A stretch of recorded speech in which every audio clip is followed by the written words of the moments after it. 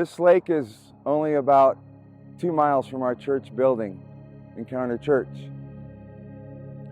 On this end of the lake, the north end is only about 35 feet deep. On the south end, it gets up to maybe a foot, almost like you're walking on water. The size of the lake isn't very big, and so even in the midst of some of our most Oregon storms of rain and wind, lightning, whatever you want to call it, the waves or swells maybe get up to a foot or two. And so I would say that the possibility for drama or traumatic accidents or injury while you're on a boat are very small.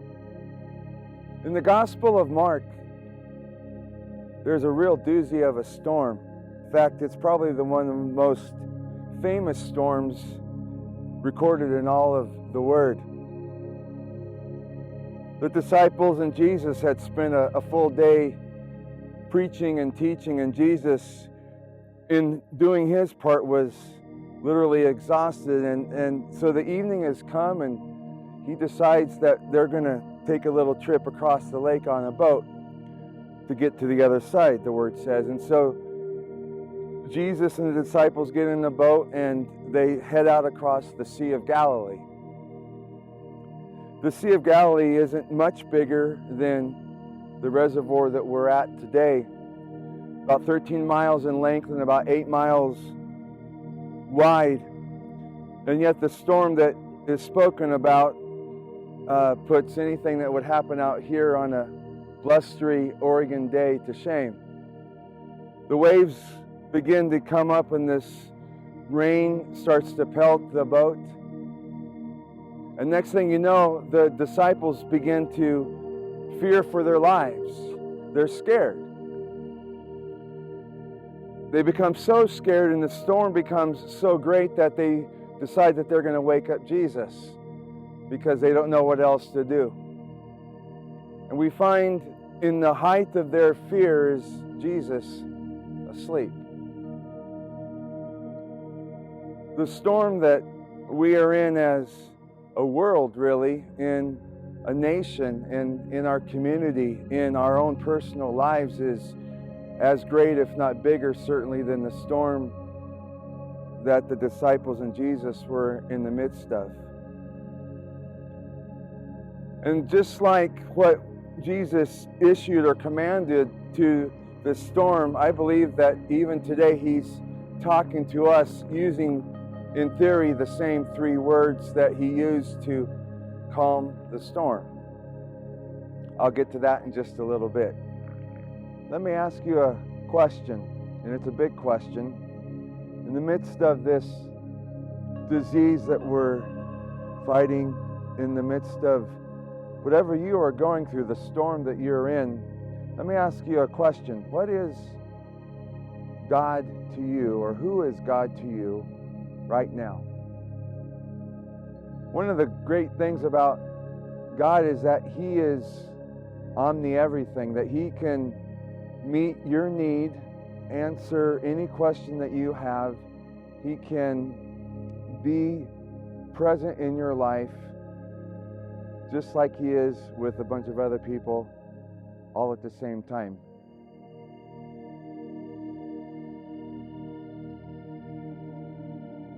What's unique about Christ is that when we need him to be a God of love, or our God of love, he is. If you need him to be a God of peace, he is. If you need him to be the healer in your life because of a sickness or a disease, he can be your healer. He can even be your provider.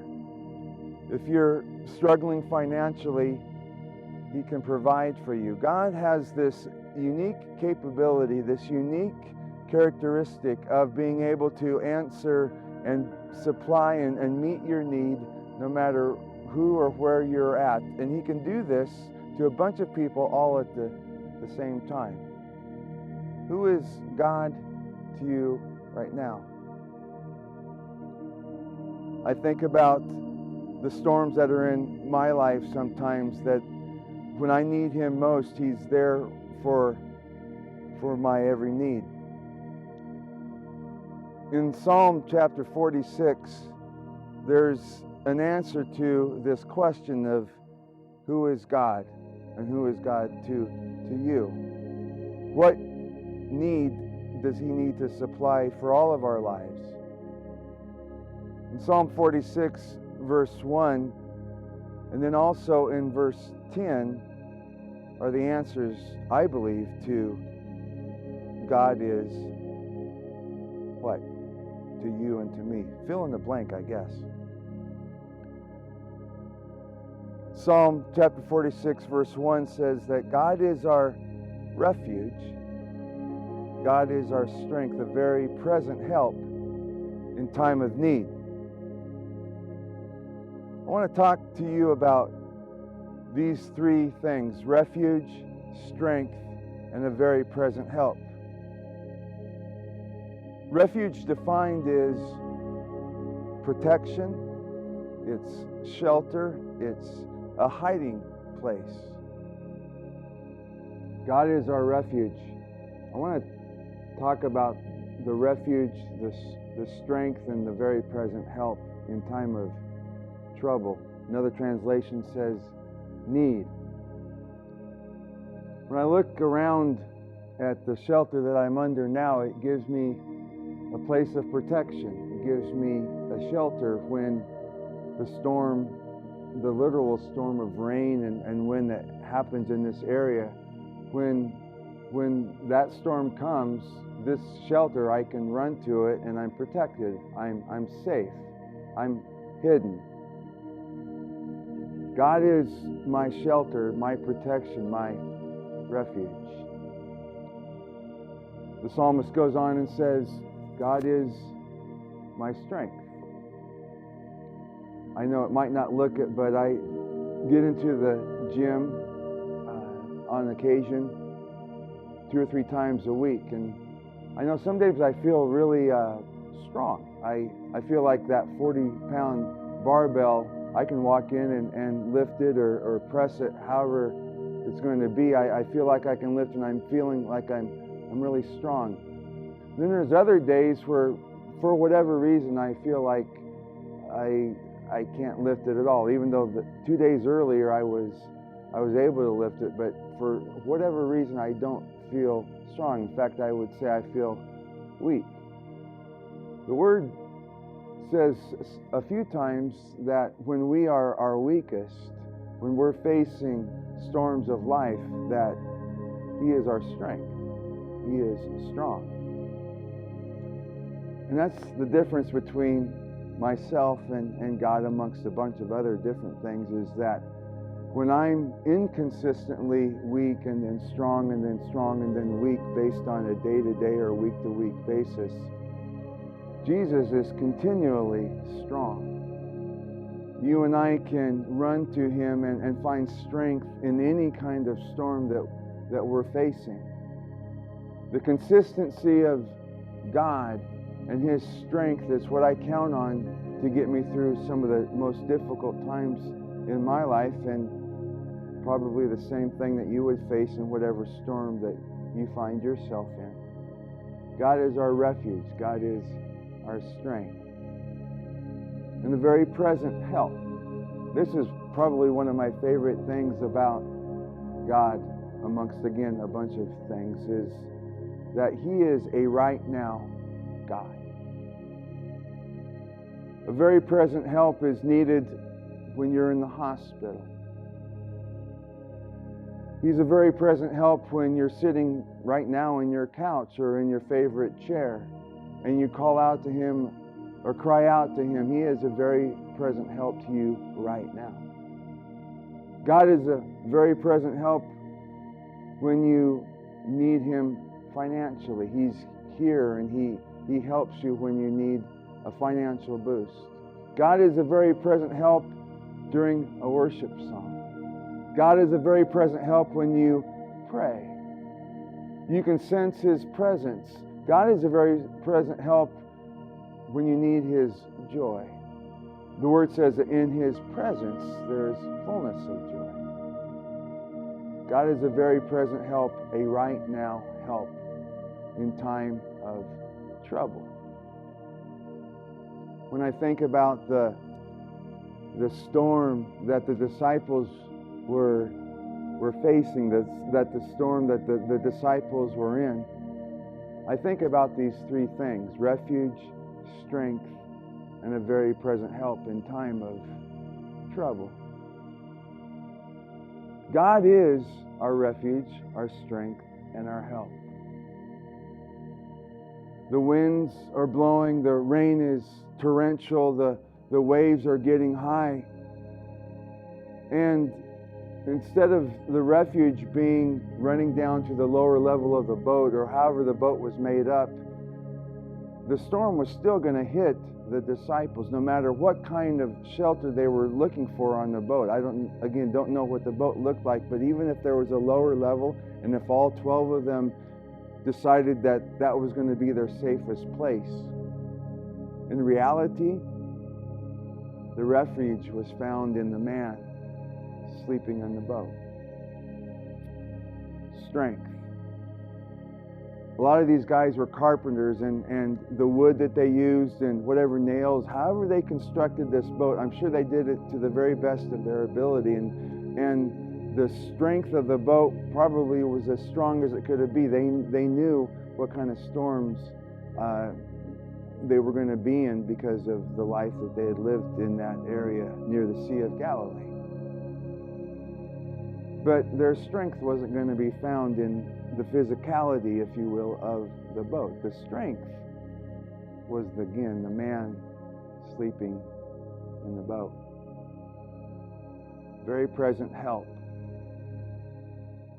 The very present help wasn't going to be in anything external that the disciples were looking for. The very present help was the man sleeping in the boat. God is refuge. God is strength in your storm. God is a very present help when everything around you is difficult, troublesome. That's verse 1 of chapter 46. The second answer is found, I believe, in verse 10. Just as Jesus had this ability to command the elements, if you will, from the boat, to say these three words, "Peace, be still," and immediately the winds and the seas obeyed him. In verse 10 of Psalm 46, I think the second answer to who God is found in this verse. And yet, with the same authority that Jesus spoke to the winds and the seas, I think to the same level he speaks to us and commands us in love. He commands us in compassion. He commands us in care. He commands us to listen to him in grace. He commands us to listen to him with ease and with calm. Verse 10 says, "Be still. Be still. And know that I am God." God is our refuge. God is our strength. God is a very present help. But the second answer that I see in verse 10 is simply that God is God. And I think if we can land, the quicker the better, on that one little bit of that verse alone, knowing that the command to be still, even in the midst of this pandemic, even in the midst of whatever storm that you are going through as you sit or stand and watch and listen at home. The idea, the command that we can be still. But if we can land at this knowing that God is simply God, I think that's the greatest comfort that we can ever carry with us. God is God. That should comfort you. I know it comforts me. No matter what storm that you're going through, whether you're on the lake at Fern Ridge or whether you're going through whatever hardship, whatever difficulty, whatever trouble you seem to be in right now, know this, that God is your refuge, that God is your strength, that God is a very present help to you in time of trouble. And then also know that you can be still and know that He is God. Well, hello again, and that was a good word. He is God, and it's just very encouraging. I hope you are encouraged with that word. I just wanted to invite you to, if you need prayer, if you want just to chat with somebody, we've got a team of folks that would like to pray with you. If you leave a private message on Facebook, we'd have some folks reach out to you. So please feel free to do that. Also, I wanted to remind you that this week we have some interactive virtual things going on for our Encounter Kids Club. So you can check in on that, and we've got some real fun stuff happening there, as well as with Encounter Youth on Wednesdays at 6:30 with Ryan. So that's been really fun as well. So just to make a note of that, and we'd love to have you join us there. So yeah, well, thanks for being with us today and joining us in church this morning, and we hope that we can see you again next week and share what's happening in Encounter Church. They can join us live next week as well. So we love you all. God bless you, and we'll be praying for you, and take care of yourself. We'll see you soon. Ciao.